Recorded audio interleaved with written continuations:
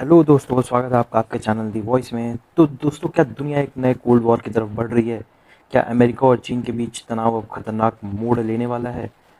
और आखिर Donald Trump की चीन यात्रा में ऐसी कौन सी बड़ी डील्स हुई हैं जिनका असर पूरी दुनिया, तेल की कीमतों, एआई टेक्नोलॉजी और भारत तक पर पड़ सकता है?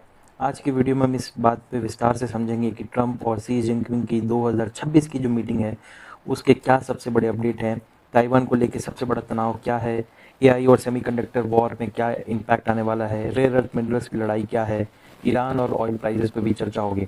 तो चलिए शुरू करते हैं। पार्ट वन में हम जानेंगे कि बीजिंग और ट्रंप का ग्रैंड वेलकम कैसे हुआ था बीजिंग में। तो दोस्तों, ट्रंप के चीन पहुंचते ही पूरी दुनिया की नज़रें बीजिंग पे टिक गई थी।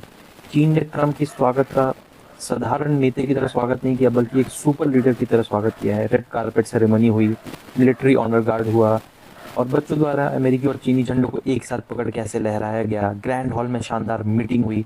चाइना दुनिया को ये दिखाना चाहता था कि भले ही अमेरिका और चीन के बीच तनाव हो, लेकिन बातचीत के रास्ते अभी बंद नहीं हुए। एक्सपर्ट का मानना है कि दोनों देश समझते हैं, अगर उनका रिश्ता पूरी तरह खराब होता तो पूरी दुनिया आर्थिक संकट में जा सकती है।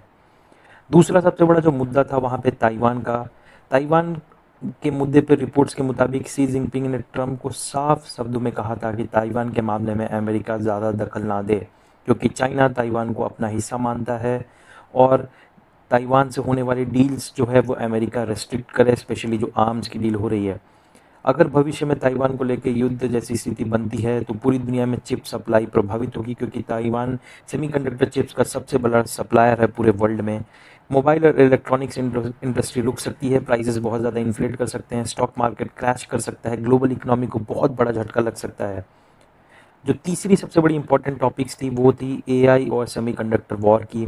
तो दोस्तों, दुनिया में सबसे बड़ी ताकत आज सिर्फ सेना नहीं है, बल्कि आर्टिफिशियल इंटेलिजेंस है। और आर्टिफिशियल इंटेलिजेंस को रन करने के लिए जो सबसे मेजर कंपोनेंट है वो है सेमीकंडक्टर चिप्स। और चिप्स की दुनिया में जो बेताज बादशाह है वो है रेयर अर्थ मिनरल्स, जिसके पास है सबसे ज़्यादा चाइना के पास है। तो अमेरिका चाहता है कि चाइना को एडवांस एआई चिप्स आसानी से ना मिले, इसलिए अमेरिका पहले कई चीनी कंपनियों पर टेक्नोलॉजिकल रेस्ट्रिक्शन लगा चुका है। दूसरी तरफ चाइना ने भी तेज़ी से अपनी एआई इंडस्ट्री को मजबूत किया है। एनवीडिया जैसी कंपनियों के एआई चिप्स इस समय पूरी दुनिया में सबसे ज़्यादा महत्वपूर्ण बन चुके हैं, क्योंकि एआई के models, data centres, robotics, future military systems, सब कुछ इन चिप्स पर निर्भर करता है। अगर अमेरिका और चाइना के बीच टेक वॉर और बढ़ता है तो इसका असर smartphone, AI industry, cloud computing और फ्यूचर टेक्नोलॉजी पे पड़ेगा, क्योंकि ये लड़ाई सिर्फ व्यापार की नहीं, बल्कि फ्यूचर कंट्रोल की लड़ाई है। जो फोर्थ टॉपिक था वो था रेयर अर्थ मिनरल्स की लड़ाई। और हम बताते हैं, रेयर अर्थ मिनरल्स में चाइना के पास बहुत ज़्यादा लिवरेज है। तो आपने आने वाले समय में चाइना इसका बहुत ज़्यादा डिप्लोमेटिकली इस्तेमाल कर सकता है। इन मिनरल्स का इस्तेमाल कहाँ पे होता है? Electric vehicles, fighter jet, missiles, smartphones, wind turbines, AI services, high and technological devices जो स्पेस शटल्स बनते हैं। और सबसे बड़ी बात है कि दुनिया के रेयर अर्थ प्रोसेसिंग का सबसे बड़ा हिस्सा चाइना के पास है। अमेरिका भी चाइना पे ही निर्भर है। रिपोर्ट्स के अनुसार ट्रम्प एडमिनिस्ट्रेशन चाहता है कि चाइना रेयर अर्थ एक्सपोर्ट को स्थिर बनाए रखे, और अगर चाइना सप्लाई रोक देता है तो US tech industry, defence industry, electronic companies को भारी नुकसान हो सकता है। इसलिए रेयर अर्थ मिनरल्स अब ऑयल से भी ज़्यादा इम्पॉर्टेंट माने जा रहे हैं। उसके बाद जो पॉइंट डिस्कस हुआ वो ईरान, ऑयल प्राइसेस और मिडिल ईस्ट पे हुआ। इस मीटिंग में मिडिल ईस्ट क्राइसिस और ईरान को लेकर बहुत बड़ी चर्चा हुई, और ये बहुत बड़ा इवेंट माना जा रहा है, क्योंकि अगर ईरान और अमेरिका के बीच तनाव बढ़ता है तो ऑयल प्राइसेस तेज़ी से बढ़ सकते हैं, जो कि ऑलरेडी ऑल टाइम हाई पे चल रहे हैं। ग्लोबल इन्फ्लेशन बढ़ सकता है। अभी इंडिया का भी आपने देखा 8.3 के आसपास जो कंज्यूमर इन्फ्लेशन आया, रिटेल नहीं बल्कि थोक महंगाई दर, और पूरी दुनिया की इकनॉमी प्रभावित हो सकती है। सबसे बड़ा खतरा है हॉर्मुज स्ट्रेट। दुनिया के ऑयल सप्लाई का 30% का हिस्सा इसी समुद्री रास्ते से गुजरता है। अगर यहाँ पे तनाव बढ़ता है तो पेट्रोल और डीजल के दाम महंगे हो सकते हैं, ग्लोबल मार्केट गिर सकती है और कई देशों में इकोनॉमिक्स क्राइसिस शुरू हो सकती है। इसलिए डोनाल्ड ट्रंप चाहते हैं कि चाइना ईरान पर इन्फ्लुएंस का इस्तेमाल करे और स्थिति को नियंत्रण में रखे। ऐसा क्यों? क्योंकि चाइना ईरान का 80% ऑयल चाइना खरीदता है, और मोस्टली डिफेंस सप्लाई चाइना ही करता है। नाउ अब सबसे मेजर इम्पैक्ट है कि क्या ट्रंप और सी जिनपिंग दोस्त बन रहे हैं? ये बहुत बड़ा सवाल है। क्या अमेरिका और चाइना अब दोस्त बन रहे हैं? असलियत यह है कि दोनों देश अभी भी एक दूसरे के सबसे बड़े स्ट्रैटेजिक राइवल्स हैं, लेकिन दोनों जानते हैं कि युद्ध से दोनों को भारी नुकसान होगा, दोनों की इकोनॉमी टूट सकती है, साथ ही साथ ग्लोबल इकोनॉमी पे भी खतरा होगा और पूरी दुनिया अस्थिर हो सकती है।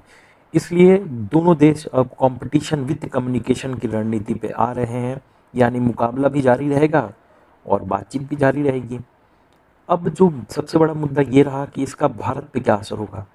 सबसे ज़रूरी सवाल इंडिया पे क्या इम्पैक्ट इसका पड़ने वाला है। तो अगर अमेरिका और चाइना के रिश्ते स्थिर बने रहते हैं, ग्लोबल मार्केट अगर सही रहता है, ऑयल प्राइसेस अगर कंट्रोल में रहती है, तो इंडियन इकोनॉमी जिस रास्ते पे है वो ऑटोमेटिक बढ़ते रहेगी बिना इन दोनों के इन्फ्लुएंस या फिर बिना इन दोनों के इंटरफेरेंस के।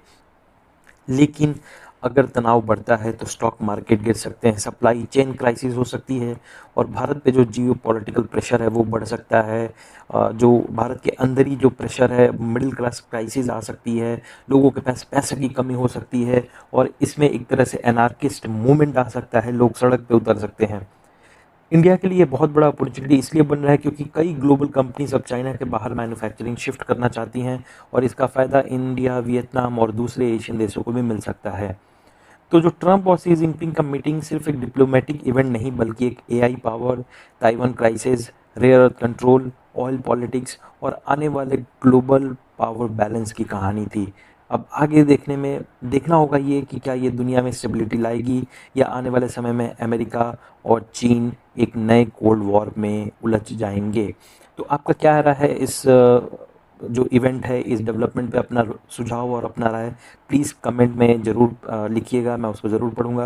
अगर आपको वीडियो पसंद आया तो वीडियो को लाइक करें, शेयर करें और चैनल को सब्सक्राइब करना बिल्कुल ना भूलें। मिलता हूँ आपसे अगली वीडियो में, तब तक के लिए अपना बहुत बहुत ख्याल रखिएगा। Thank you and take care, stay safe.